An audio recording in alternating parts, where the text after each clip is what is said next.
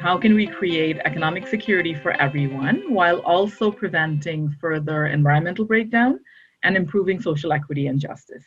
It seems obvious that infinite economic growth is not compatible with the biophysical limits of our planet, right?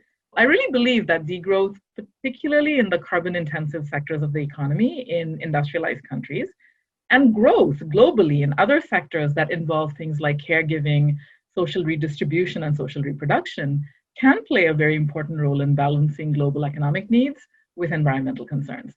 During this pandemic, we've heard again and again about reduction in air pollution levels around the world, simply due to reduced industrial activity. So I think the idea that we can shrink economies while improving well-being has gained more traction than I thought it might have previous to this pandemic.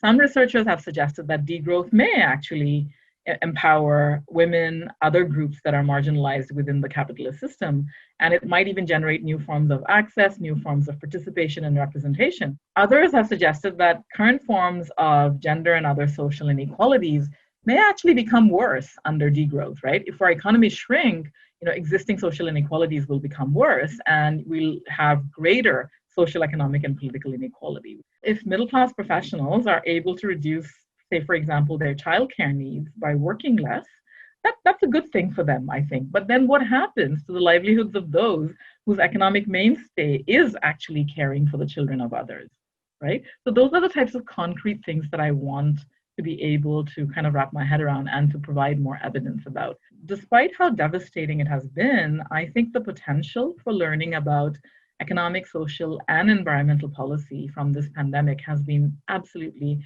tremendous and I would say unprecedented. By documenting and analyzing these policies, I'm hoping that we can provide lessons for how to, and perhaps in some cases, how not to respond to future crises.